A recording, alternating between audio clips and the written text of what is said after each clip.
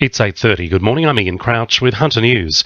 It's predicted there'll be a shortfall of nearly 30,000 homes in the Lower Hunter by the next decade unless supply can be improved. The Property Council fears house prices will skyrocket as a result.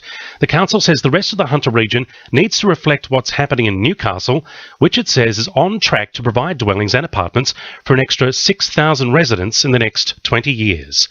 Lake Macquarie Police are investigating reports of travelling conmen getting around the Elibana area. Sonia Roberts from Police Headquarters says in recent days, men believed to be Irish or British have been approaching residents offering to do work around the house for cash. Police are concerned that vulnerable people may be targeted and feel pressured to have work undertaken. Police from the Lake Macquarie Local Area Command are investigating and want to hear from anyone who might be able to provide further information of similar incidents.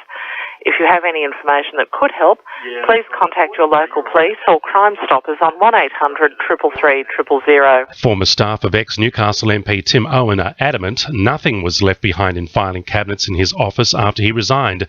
They've given sworn evidence to an inquiry behind closed doors, saying they emptied and checked all filing cabinets and shredded documents in accordance with parliamentary procedures.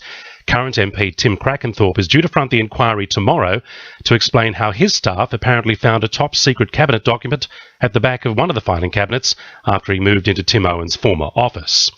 The state government has confirmed there are no immediate plans to build a public high school at Medowie. There have been calls from the community for several years, with claims up to 1,000 students are travelling as far as Newcastle each day by bus to attend a secondary school.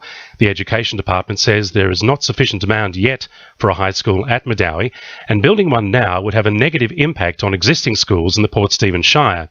However, Education Minister Adrian Piccoli says it doesn't mean the project is off the radar. The department has a legal requirement to provide public education, and when the demand and the demographics require it, the department does build new schools, and they do keep a very close watching brief on what's happening in and around Medowie. Police are warning Newcastle businesses about a counterfeit note scam doing the rounds. A number of fake $50 notes have been handed in to police over the past week.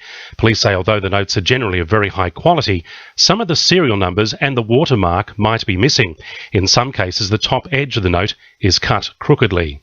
The Baird government is looking to secure its next term with a series of policies combating antisocial behaviour in Newcastle's public housing. The government would allow family and community services officials to evict tenants for serious crimes and breaches of tenancy agreements, with an anonymous reporting mechanism for neighbours also in the works. Newcastle Liberal candidate Karen Howard says the party's next term would also see $20 million devoted to improving living conditions in public housing. So communities living in and around social housing can apply for grants of up to $50,000 for projects like community gardens, perhaps improving a community centre, looking at increasing accessibility for older people or people with a disability, enhancing some of their open spaces, even improving safety. Now with sport, Annabelle Regan. A three-way race for two centre positions is on between Newcastle Knights players Siona Matautia, Dane Gagai and Joey Leilua. Knights coach Rick Stone has confirmed James McManus and Aku Uate will play the wings. They're set to play the season opener against the Warriors next Sunday at Hunter Stadium. A heavy blow to the Newcastle Hunters after having been forced to release American basketball import Jordan Kappen due to a knee injury. Kappen only arrived in Newcastle a fortnight ago and had not told the Hunters about the pre-existing injury. The team have left the door open for him to rejoin them later in the season. And Newcastle lifeguard Juliana Barr-Thompson is setting off on a 150-kilometre paddle this morning in the name of charity. The lifeguard of 9 years is undertaking the 4-day journey from Merewether to Bondi to raise money for motor neuron disease and the Surfrider Foundation. That's sport. I'm Annabelle Regan. 2 NURFM News Time, 26 to 9.